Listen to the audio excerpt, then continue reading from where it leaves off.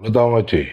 Tanpa buku kuno milik Al-Kindi, dunia intelijen modern nggak bakal pernah tahu cuy cara mecahin kode rahasia paling remote di dunia.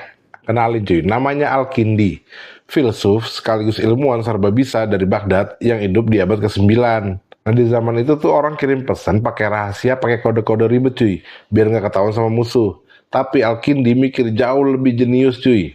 Nah do itu nulis buku judulnya Risalah fi Istikhraj al-Mu'amma yang jadi kitab suci pertama soal cara bongkar kode rahasia atau kriptanalisis. Nah si Alkin ini nemuin metode yang namanya analisis frekuensi cuy.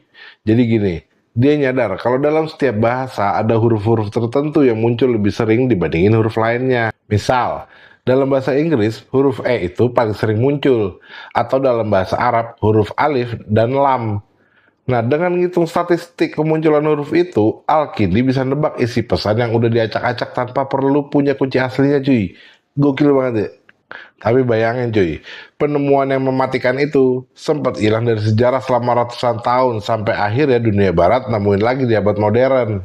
Nah selama ini nih dunia mikir kalau kriptografi modern itu mulai dari Eropa pas zaman Renaissance. Padahal Al-Kindi udah ngelakuin itu 600 tahun lebih awal cuy di Baitul Hikmah Baghdad. Nah naskah asli Al-Kindi itu baru ditemuin lagi di perpustakaan Istanbul tahun 1987. Yang bikin sejarah keamanan informasi dunia harus ditulis ulang cuy.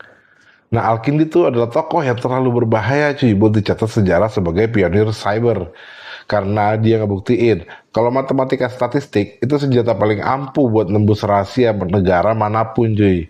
Teknik analisis frekuensi dia masih jadi dasar buat enkripsi data yang lo pakai di WhatsApp atau perbankan hari ini. Nah, itu bukan cuma filsafat Arab cuy, tapi juga kakek buyut dari semua hacker dan ahli keamanan cyber di planet bumi.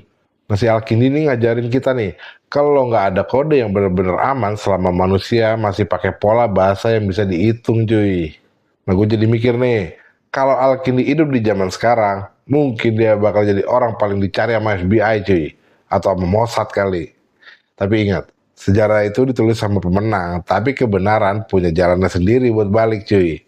Nah kalau lu suka cerita yang kayak gini nih, bikin cara pandang lu berubah, di sini kita ngobrol santai tapi mikir.